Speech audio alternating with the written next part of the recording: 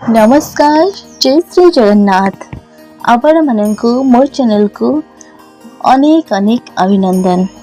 भागवत महात्म्य सुखदेव परमहंस कहीं समाधि फेरी भागवत शुणिले और भगवान का दयार अनन्य अनन्य उदाहरण। आसंतु एक सुंदर कहानी जानिबा। द्वापर जुगर एक विशेष दिन थिला से दिन महर्षि वेदव्यासଙ୍କ बद्रिका आश्रम निकट को अरण्यर एक दृश्य। आगे आगे महर्षि पुत्र परमहंस सुखदेव पछे पछे से पुत्र स्नेह अधीर होई जेते डाकिले भी शुणु नाहंती। जन्मदाता परमहंस अवस्था माता उदर जन्म नेला क्षणी पथरे नदी रे स्नानरता वस्त्र विहित सुंदरी देवकन्या मानक आड़क ध्यान भी कलानी। जगत ब्रह्ममय आत्मस्वरूप फेरी आसिले व्यासजी। पुत्र ब्रह्मज्ञानी परमहंस किछि खराब तो नहीं। एणे महर्षि व्यास देव रचना कले परम शास्त्र भागवत लीला पुरुषोत्तम भगवान श्रीकृष्ण का लीला चरित। शिष्यगण तांकर मुखस्थ गाई गुणु गुणु थांती। एकदा से माने बनरे समित होमकाठ संग्रह करुथिबा बेले आवृत्ति करुथांती भागवतर से सुंदर पद। ब्रह्म पीडम नटवर बपु कर्णयः कर्णिकारं मूल संस्कृत भागवत।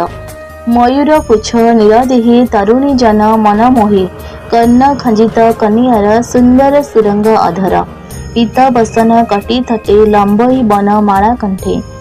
ओडिया भागवत शुणिले ध्यानमग्न सुखदेव भगवान दिव्य चरित कर्णरे तीक्ष्ण भाव में प्रवेश कला।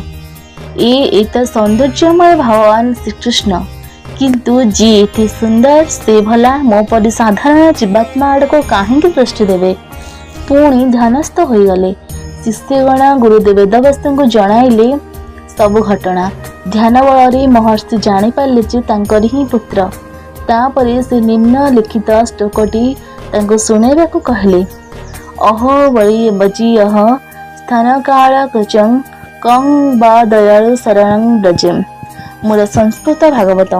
देख पुतना धात्री रूपे स्थान निवेशी तार मुखे क्षीर गरड़ संगे देई पशिला तार देहे जाई।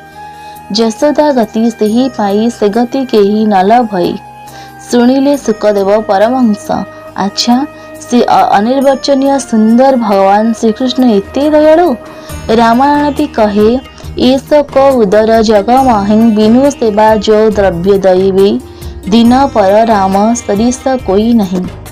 विशाल चित्त अति दीन दयाला बिनु कारण रघुनाथ कृपाला। नचेत वास्तवता यह जे दास भूतं मेदं तस्य जगद स्थावर जंगमं श्रीमन्नारायणं स्वामी जगतं प्रभुरीश्वरी। पद्म पुराण। ये चराचर जगतर स्थावर जंगम सबु आत्मा भगवान का दास अटंती। स्वामी बा मालिक केवल से जणे जीवर स्वरूप जय कृष्णर नित्य दास। वेद भी कहे भयादसाग्नि भयाद तपदि सूर्य भयाद इंद्रियश्च वायुश्च मृत्यु धावति पंचम। भीषस्मातं बातं पवति तैत्तरीय उपनिषद। से ही सर्वशक्ति मानक भୟରେ अग्नि दहन करे सूर्य ताप प्रदान करे इंद्र वायु तांका कार्य करती एवं मृत्यु जगतर संहार करे। आउ से ही सर्वशक्ति भगवान इते कोमल करुण कृपाल दयाल जे भक्त जने बस मोहि तार रक्षणी मोर देही। मु ए संसार अछि छंदी भक्त पारे मते मते बांधी। अहं भक्त पराधीनः मुझे भक्त पराधीन मोतः भक्त नुहे भिन्न। भक्त अधीन मुहोई सेवक प्राय पछे थाई। भक्त निमंती देह बही संसारे नाना रूप होई। अत्यंत प्रिय मोर भक्त मो भक्त जनकर हित। सद्गुरु श्री कृपालजी महाराज शब्दरे भक्त आए शरण में गोविंद राधे मे भक्त भक्ति करू सबको बता दे। राधा गोविंद गीत। अर्थात भक्त तो केवल मनोवृद्धि समर्पण करी संसारगत होता है। भगवान भक्तर रक्षा तार निर्वाह परलोक गति प्रतिष्ठा तो भगवान देछंती। नचेत भला नगण्य असमर्थ जीवर की सामर्थ्य अच्छी जे ସର୍ବସମର୍ଥ ଭଗବାନଙ୍କର ସେବା କରିବ। ସଂସାରରେ ସାମାନ୍ୟ ମନୁଷ୍ୟଟି ଟିକିଏ ଧନ ମାନ ସମ୍ମାନ ପ୍ରତିଷ୍ଠା ହୋଇଗଲେ ଆଡ଼ ଆଖିରେ ଚାହାଁନି ନିଜଠାରୁ ତଳ ଲୋକଙ୍କୁ। ଆଉ କେଉଁଠି ସର୍ବଜ୍ଞ ସର୍ବଶକ୍ତିମାନ ଅନନ୍ତ ବ୍ରହ୍ମାଣ୍ଡପତି ଭଗବାନ, ଆଉ କେଉଁଠି ସାମାନ୍ୟ ଜୀବ।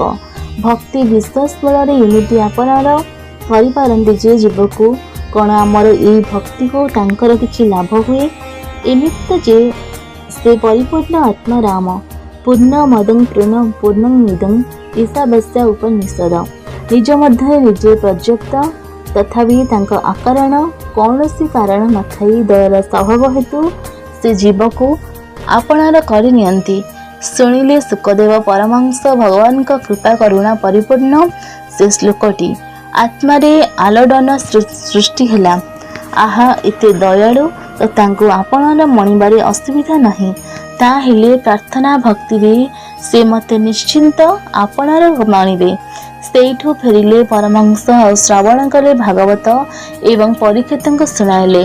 ଏହା ହିଁ ଭଗବାନଙ୍କ କୃପା କରୁଣାର ଆକର୍ଷଣ। ଜୟ ଶ୍ରୀକୃଷ୍ଣ, ଜୟ ଜଗନ୍ନାଥ।